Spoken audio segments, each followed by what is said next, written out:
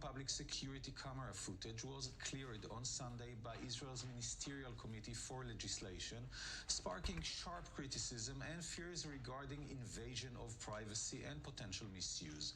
And with me here in the studio is Mr. Ofer Ronen from Israeli-based Corsight AI that specializes in facial recognition technology. Thank you so much for joining me today. Thank you. So, let's start by explaining our viewers what exactly is face recognition.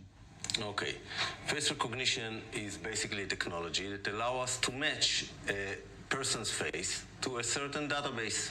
That's all, very basic. Can you use every camera that's in open space? Because we have unlimited numbers of cameras nowadays. Yes, the technology today allows us to use basically each and every camera that is digital.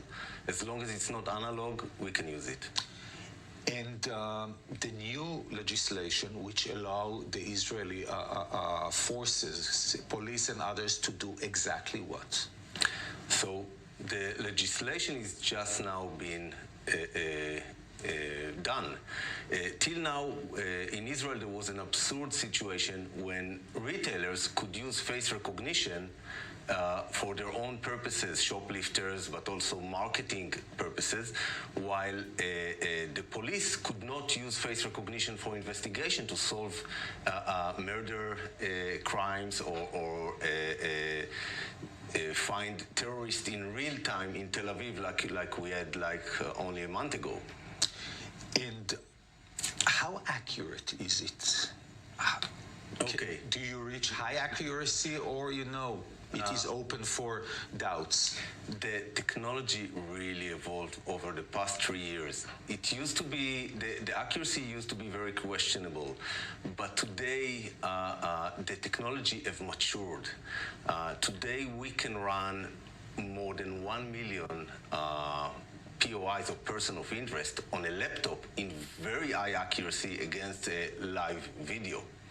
So basically you can take, for example, Ben Gurion airport, and instead of having the counters, the kiosk for the passport control, have people just walk by and the system will recognize each and every one of them. And it will be a perfect recognition. I mean, you will have no doubts. You need to set a threshold. You can set it to one mistake every 10 million, for example. Okay, that's the levels of accuracy that you can get. And how advanced Israel is compared to other states within this technology? So Israel is a world leader in building these technologies. Using them is a different story. We are way, way behind. We all seen the lynch cases a few months ago in the center of Israel. The police worked long hours to find out who are the criminals.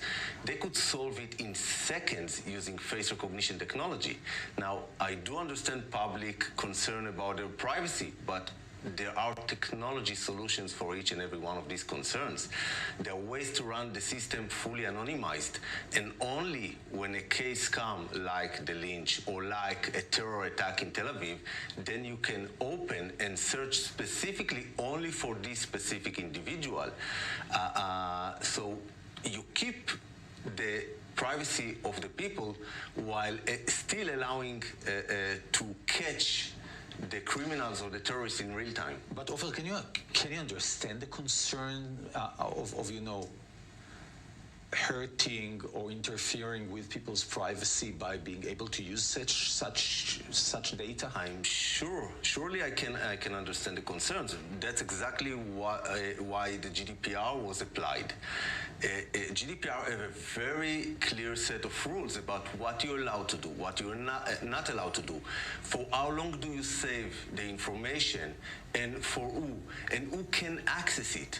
It's basically like every other intelligence tool. Not everyone should have access to it.